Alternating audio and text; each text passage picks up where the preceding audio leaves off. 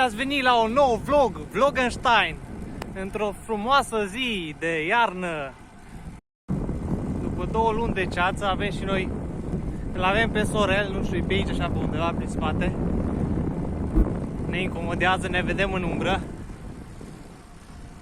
Altă treabă așa. Astăzi am luat-o pe sate. Cum le place la unii să frecventeze satele. Să rupă satele astea. Vreme excelentă azi.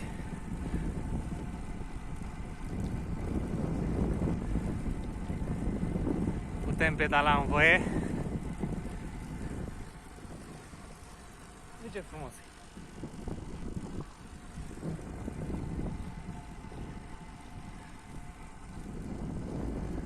Mamă, cum mi se vede parul un pic albă. Duc așa moșul.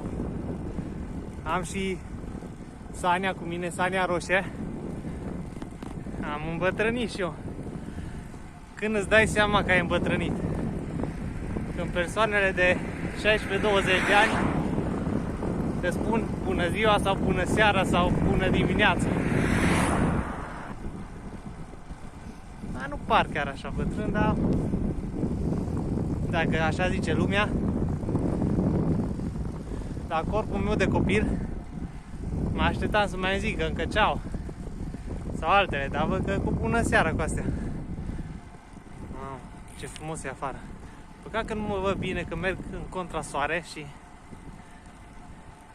mă văd așa într-o umbră. Sunt o umbră. Pentru unii sunt o umbră. Pedalăm azi 2 ore și ne bucurăm de vremea asta. Că cine știe cât mai ține. O să vină zăpada și pe aia trebuie să punem lanțurile pe Sanie, că nu știu cât o să ducă cu cauciucurile astea, cu slicurile astea care le avem.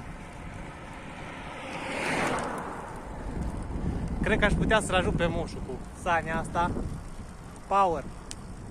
Oare câinii ăștia ce-au cu mine? Ce-au câinii cu mine? E pe drumurile astea secundare. Plin de animale, plin de câini care abia așteaptă să alege după tine.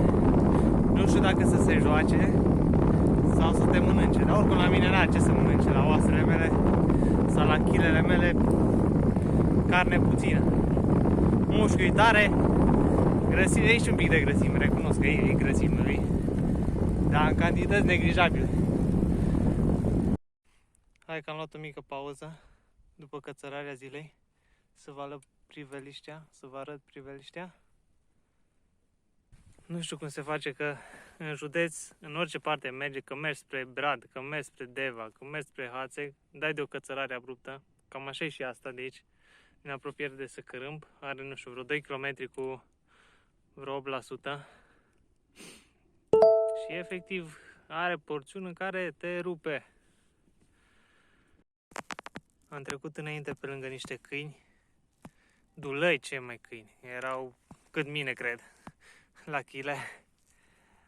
Da, am mai trecut pe aici zilele trecute și am văzut că-s liniștiți, n-au treabă cu tine, că altfel nu cred că mai rămâneam.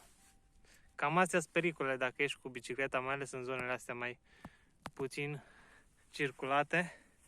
Dacă scapi de șoferi, care de obicei sunt neatenți și neinteresați de bicicliști, cicliști, dai de câini care, unul sigur, de pe traseu sigur găsești un câine care vrea să te alerge. Dar deja s-a obișnuit. Ce peisaj este aici, la 20 de km de casă. Merită toată urcarea.